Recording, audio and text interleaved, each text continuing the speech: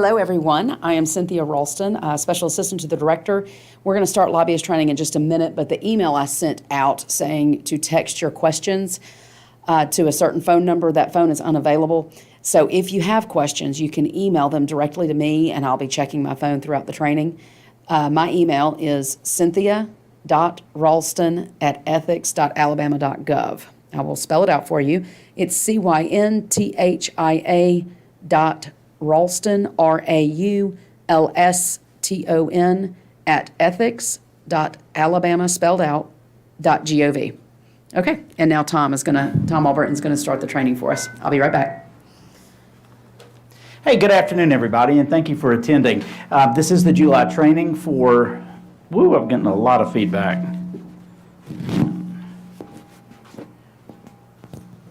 For lobbyists.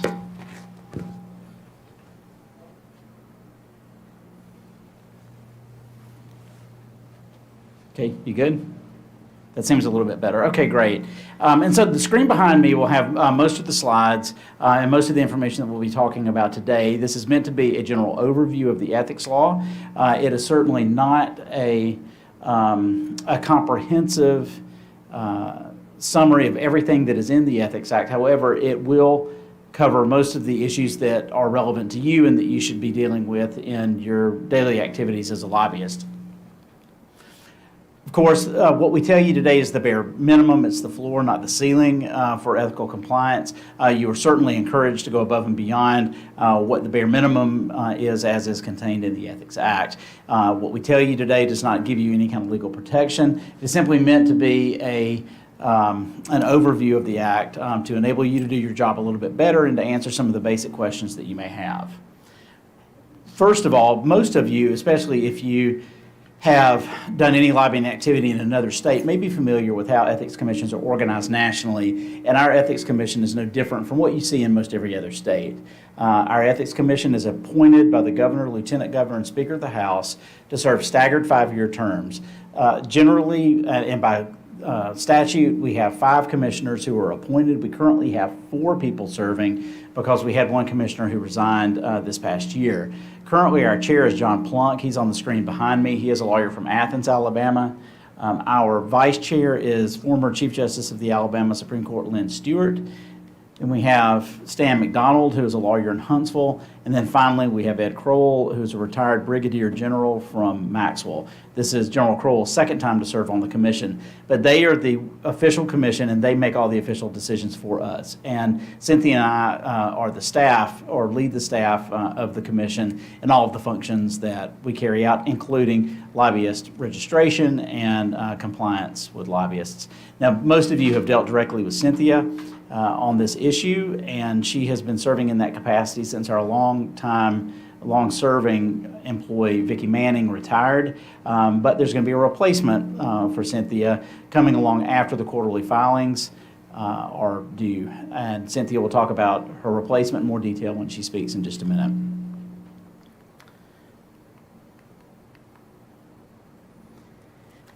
Our chief function that I think you can take advantage of if you have questions about whether certain conduct is allowed or prohibited by the Ethics Act is our opinion process.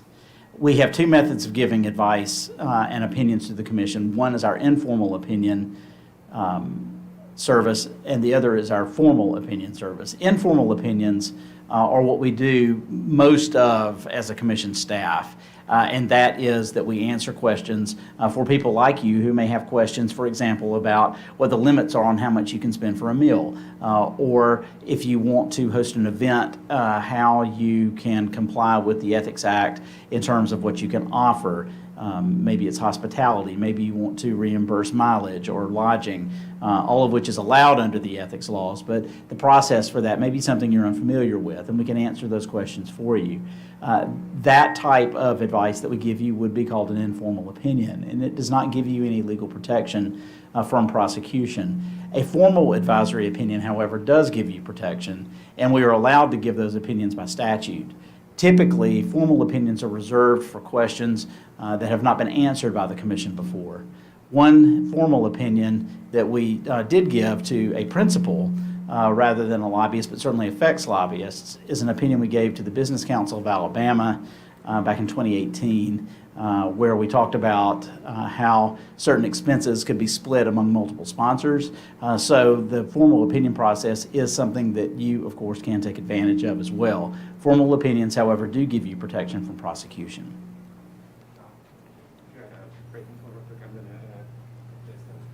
Sure.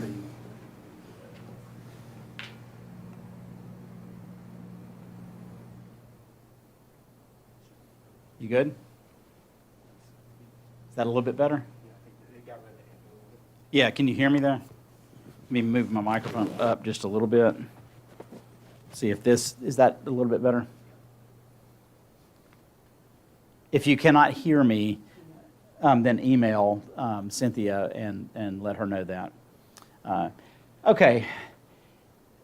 In terms of an overview, the main prohibition you need to worry about as a lobbyist is there is a specific provision in the Ethics Act that prohibits a lobbyist or a principal from giving a thing of value to a public official or a public employee or a member of their family.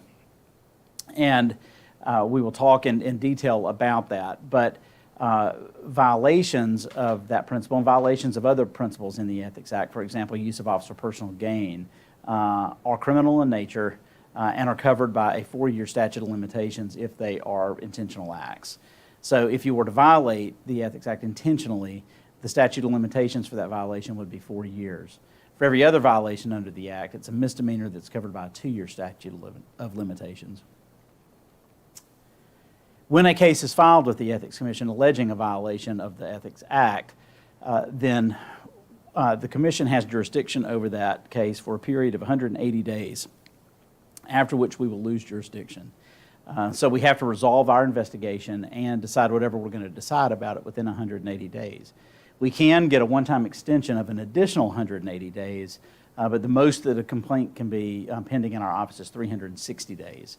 And of course, we are simply a probable cause board, which means that our commission, the 4 people I introduced you to at the beginning of the training, are tasked with finding whether it is more likely than not that a violation has occurred based on the evidence that is presented to them. And again, I want to point out, every one of these folks is a lawyer, and except for General Kroll, but he's served on the commission now 2 times.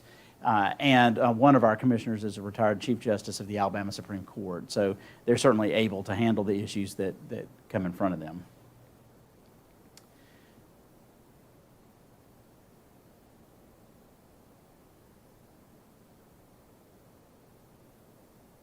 When I talk about not offering a thing of value, and there's a slide later that defines it, shows the definition for it, but a thing of value is any gift, benefit, favor, service, gratuity that would be offered by a lobbyist or a principal to a public official.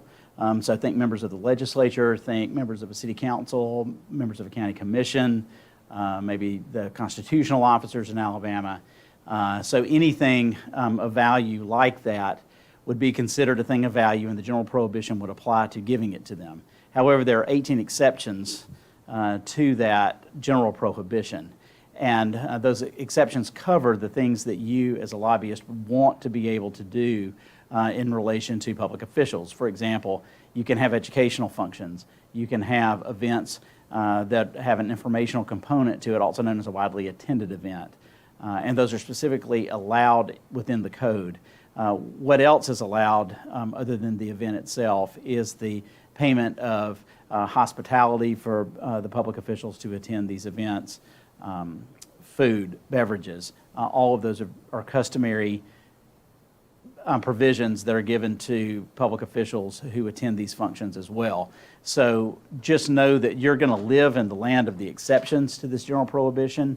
And it is widely recognized within the lobbying community what is allowed and what is not allowed.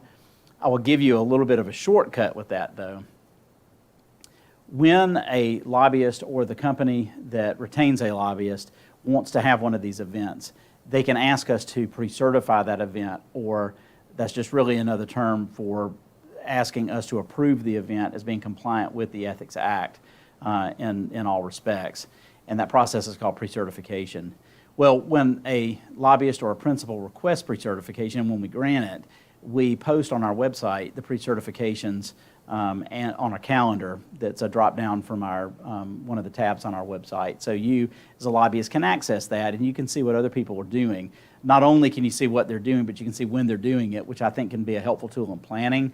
So you know that, for example, during the legislative session, if you want to have a legislative reception, and you know that several big associations are having them on one certain night, you may want to plan yours on a different night. So I offer that to you for two reasons. One, to help you with your planning, and two, if you're new to lobbying, you can see examples of what people have requested, what we have approved, and you can structure your event based on the information that we already make available on our website. And again, in what you do, that's really where you're going to spend most of your time. If you have questions outside of those narrow contexts that I just described to you, those are specifically questions that you can ask us in an informal opinion or a formal advisory opinion. We get asked questions often about whether tickets can be given, tickets to a recreational event or maybe a sporting event can be given. And those are questions that you should ask us ahead of time before you do it. I will say that tickets to a sporting event are specifically included within the definition of thing of value, so that general prohibition would apply to items such as that. But if you have an event to which tickets are a part and it's part of a larger event, I recommend that you ask us about it, because you might very well fall within one of the exceptions. Also remember that there's an assumption within the Ethics Act in the definition of de minimis that anything that is $25 or less is presumed to be not offending under the Ethics Act. So you kind of get a $25 gimme unless you are trying to corruptly influence somebody with a gift or an item that is less than $25. The other prohibition I want you to be aware of works a little bit in reverse. It's not things that you can't offer to public officials, but public officials can't solicit anything from you as a lobbyist except a campaign contribution. And that is probably the clearest prohibition that we've got. The Ethics Act protects you from being solicited for anything other than a campaign contribution. So remember that prohibition as well. Okay. And at this point, I'm going to turn the training over to Cynthia Ralston, and I really want her to spend a good bit of time talking to you about the process that she has been working on since December of last year with lobbying, the mechanics of it, how you file certain things, troubleshooting issues that you may have. And I'll just leave it here. Don't look at it. Hey, I'm back. Okay, so hopefully you can hear me. If you can't, just email me. I've got my phone right behind me. So the slideshow is not going to necessarily correlate with what I'm going to talk about, but I'll flip through these slides real quick to give you it's a lot of what ground Tom covered. It's about pre-certifications. Generally, the things that he was talking about are widely attended events, educational functions, and economic development functions. All of those are defined in our Act, and so you can refer to those to figure out what they are. Reach out to us and ask us. They're generally conferences and things and big events that principals and lobbyists would sponsor. So the things that are allowed to be paid for are actual and necessary travel and lodging expenses, as well as some hospitality. You can't have a standalone recreational event like deep sea fishing that doesn't have anything to do with the event. It has to be something that's sanctioned by the sponsors of the conference or of the educational function or widely attended event. It needs to be, other attendees need to be there. There needs to be some educational component to that widely attended event. It can't just be fishing. So if you have questions about that, please reach out to us and we can clarify that for you. Tom's already talked about the food and beverage exception, but I want to expand on that just a little bit. So you can't stack those costs. So if somebody took me out to lunch, a principal and a lobbyist, both of them took me to lunch, I only get one meal, either a $25 meal from the lobbyist or a $50 meal from the principal. They don't get to combine their money and give me a $75 meal. So it's really about the recipient, the public official or public employee, and how much of a meal they get. So you just can't stack, and there's an advisory opinion about that.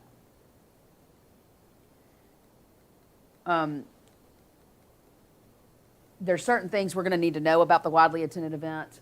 That is all. If you're going to do that, you're not going to do it based on this PowerPoint presentation. So going through all those requirements is not really necessary here. You're going to just reach out to us and ask, or you can go on our website, as Tom said. The previous pre-certifications are up there. So you can go and see what, and he referenced BCA also. They have a pre-certified event every year. You can go and see what information they give us and that was pre-certified. Or just email us, and we're happy to get you that information. Okay, so I've got no emails, so I'm assuming you can hear me. And you're going to have to tell us what you're paying for and identify what function this person is serving. So if we go and speak sometimes for like the League of Municipalities, they're a principal. Well, I can't get to Orange Beach from Birmingham by 8 a.m. reasonably unless I got up at 3 o'clock in the morning or 2 o'clock in the morning. So it's okay that they pay for my hotel room for me to stay down there. So that's a principal being able to pay for something for a public employee. But I am a speaker or panel participant. Or say the governor goes somewhere and it's ceremonial, that performing a ceremonial function appropriate to her office, she might get her hotel room paid for because she's performing this function, but it's associated with her office. You can't just do it and have the person just be there. They need to be performing something related to their position. All right, so the pre-certs have to come in more than 10 days ahead of time. This is an administrative rule. We can't change it. It has to be 10 days ahead of time. You don't have to have anything pre-certified. All pre-certification means is that is an exception to the definition of a thing of value. So that's just Tom Albritton saying, yes, your function fits into one of these definitions, and we pre-certify it saying that what you're about to offer these public officials and public employees is not a thing of value. It gives all the public officials particularly comfort to know that it's been pre-certified, but it doesn't have to be. These are the advisory opinions that speak to multiple issues involving the lobbyist and principal. There is no de minimis lobbying, so if you meet the definition of lobbying, you are lobbying and you have to register, no matter how much you're doing. I've already talked about this, the 2011-11, that advisory opinion has lots of little good nuggets in there about to give you parameters about your interactions with public employees and public officials. I'd recommend going to look at that. Those are on our website. We have a tab that says advisory opinions and just put in 2011-11. Again, the recreational events, they have to at least be a part of the conference or in between conference events in order to be provided or allowed to be provided. Okay, so those are the parting thoughts. So we have a website. This obviously is an old slide, and we're going to update all of it. But this is you probably can't see it, but there's a Lobbyist Principles tab. This tab has so much information. I didn't know exactly how much information it had until I started doing this work when I needed to fill in this gap. Your responsibilities as a lobbyist are that now that you're registered, you have to file quarterly reports. If you registered before the second quarter ended at the end of June, then you'll have to file a second quarter report. If you didn't register until July 1st, then you don't. You will have to file a third quarter report. Every quarter, you will get an email that says, hey, you need to file your quarterly reports. Those generally will go out at the first of the month. Because I'm wearing many hats right now, that email went out yesterday to all the lobbyists. Those reports are due a month later. So at the end of June, the quarter ended at the end of June, but the report is due July 31st. So you have a lot of grace period to get that filed. You will have a username and password. If you don't have the user ID and password once you registered, just email me and I'll get it to you quickly. It was just an oversight if you didn't get it because we typically are able to flag the first-time registrants and send that to you. The process for registration for lobbyists, it is, I know it seems cumbersome, but it begins with the lobbyist. So you can't be a registered principal in the state of Alabama unless a lobbyist has registered for you. The lobbyist registration begins the process. Once you register online or on with a paper form, the principal then has to verify your registration. This is really important. Registrations are not final until the principal verifies it. Now, the lobbyist is the person who provides the information about the principal. So you might get the email address wrong, or you might not know the right contact person.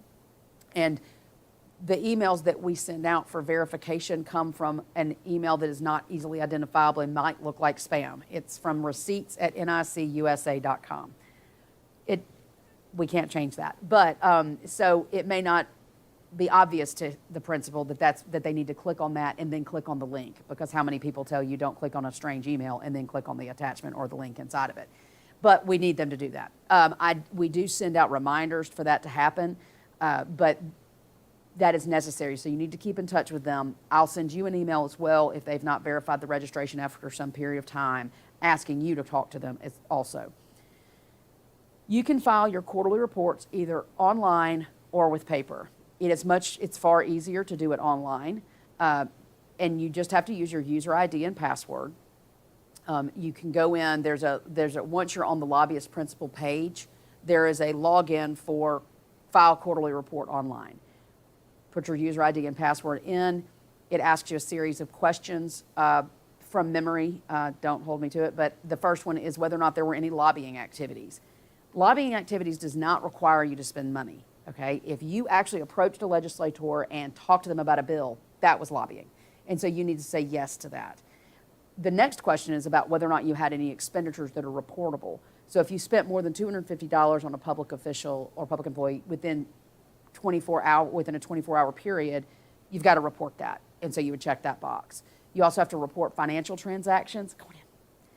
You have to also report financial transactions with a public official or a household member, I believe, of the public official, and you would check that box.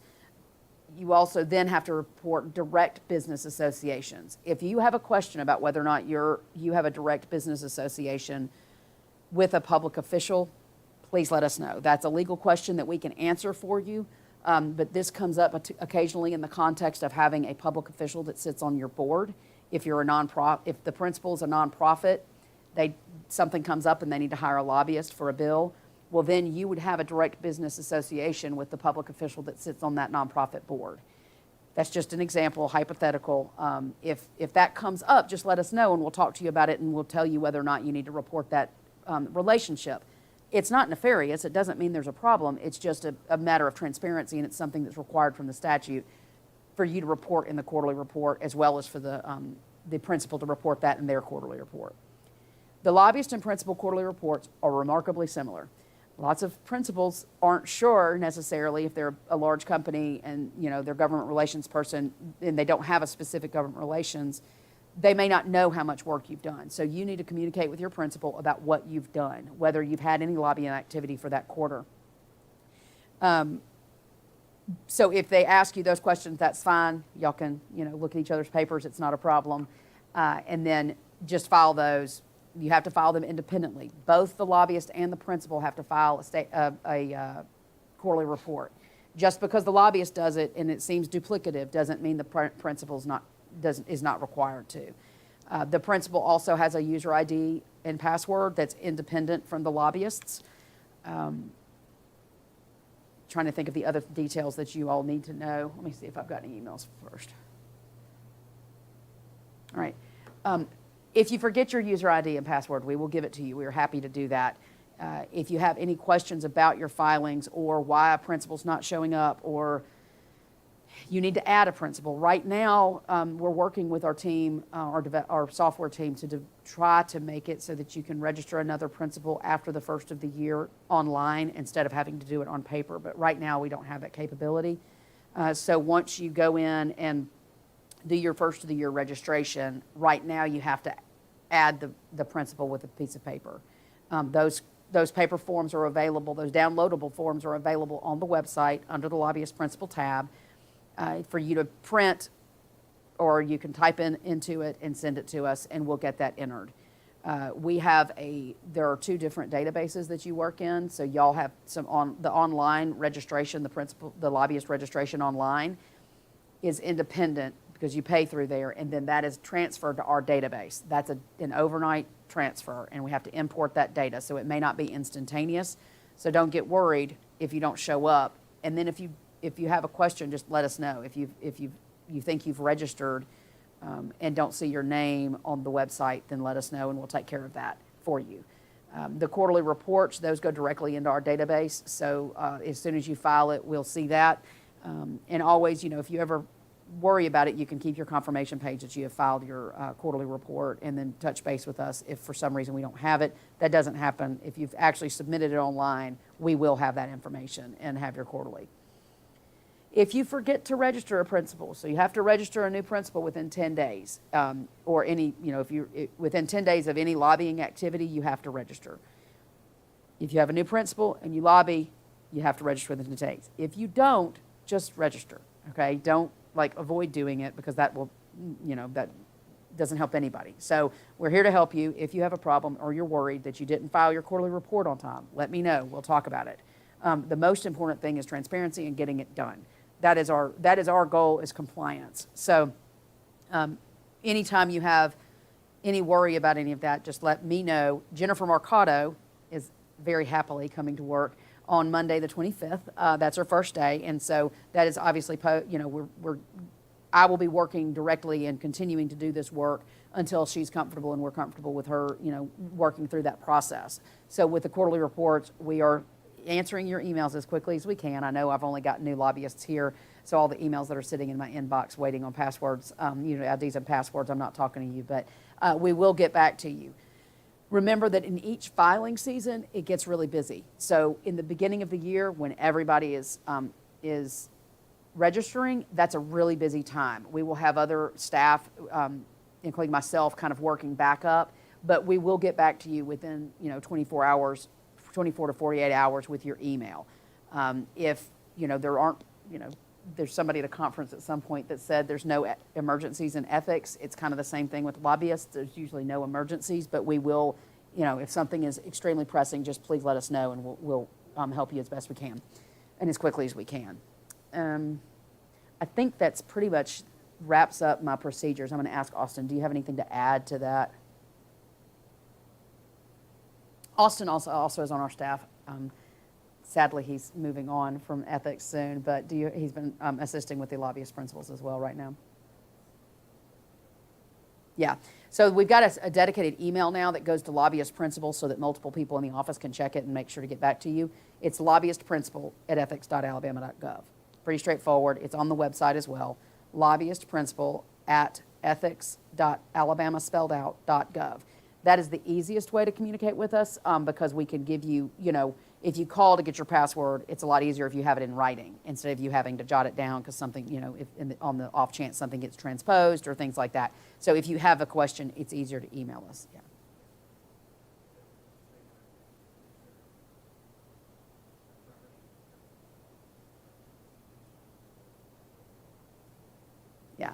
Yeah. What Austin was saying was, if you email us and say, hey, I forgot my password, it's really helpful if you tell us whether or not you are a principal or a lobbyist, because the word principal to us means the company or the nonprofit or the entity or the individual that's being represented, but then you also consider a principal the person signing.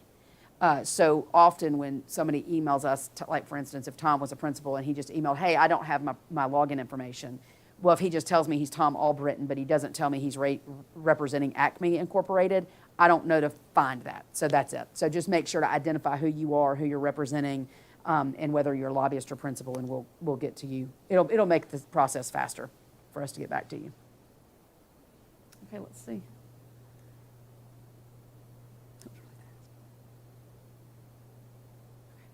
I think that's it. You good? I think I'm good. Yeah. Okay. If you need me, reach out. We're here to help, and we've got help coming. Yeah, some things that Cynthia said that are very important. Remember that the last thing we want you to do is to be afraid to report something to us because you're afraid you're going to get in trouble about it. For example, if you file something incorrectly with us, just alert us to that fact, and we will give you the opportunity to correct your filing. And that's really what we want, is for you to get whatever you're supposed to get filed on time, but also, and probably more important, correctly. So just make sure that you speak up often. If you have any questions, again, don't be shy about asking. So some parting thoughts. Remember that if you have to update your registration, let's say that you take on a new entity that you are representing, make sure that you update your registration within 10 days. That's by statute. Communicate with your principal, because a lot of problems that we have filter through that office, the lobbying office, comes down to a miscommunication issue between you and your principal. For example, when you register as a lobbyist, you will not show up in our system until you are confirmed as a lobbyist by the principal. We have to have the principal's confirmation of that. And so every legislative session, we have had somebody call over and say, so-and-so is over at the State House, they're lobbying, they haven't registered. But inevitably, that person has registered, but we're still waiting on confirmation from their principal. So it would be helpful if you would communicate directly with your principal, early and often, certainly at the beginning of the session. When you have to file your filings with us, make sure that you actually review them if you're signing them or if your name's going on them. Because again, problems that we have noticed with some of the filings are when somebody has filed a quarterly report for the lobbyist, but the lobbyist didn't review it. And so we have had issues brought to our attention, and the lobbyist has had to update their filing. It's generally something that it's been a while, but the pre-certifications are public. And so in the past, we have had journalists who have compared the pre-certification requests with the lobbyists' quarterly filings. Remember, all of this is available online by statute for the public to view. And so we have had members of the press before who have said, this pre-certification was granted for this event at this certain location, and we know that rooms at that location alone exceed $250 a night. Therefore, this lobbyist didn't file the correct filing because they didn't disclose that they had paid for those rooms. And when that was brought to the lobbyist's attention, they said, I didn't review it. They're right. We do have to do it. So they had to file an amended filing. And the amended filing was then written about, the fact that they had been given an opportunity to correct it. Now, we're okay with that because we do want you just to get accurate filings in. But it could have saved a lot of problems if that person had actually reviewed the quarterly filing before he or she filed it. So make sure that you do that. Remember that if you request pre-certification, by administrative rule, you have to request it at least 10 days ahead of time. Also, remember, you don't have to get anything pre-certified, as Cynthia told you. However, if you're going to request it, make sure you do it 10 days ahead of time. The value of pre-certification is it's just one less thing for you to worry about, and often legislators will want to know that the event has been pre-certified. It's something they've just kind of become accustomed to seeing, and so it might make it a little easier for them to feel good about attending, and they may ask you if it's been pre-certified, and it's a very easy thing to do too. So take advantage of it, but do remember the 10-day rule. And remember to ask questions if you have any. Now, do we have any questions that have been emailed in? Sir, you showed up late. Do you have any questions while we're here? Okay, all right, great. Well, thank you for attending my webinar. And again, just remember to reach out to us if you have any questions, and I hope you have a good rest of the day.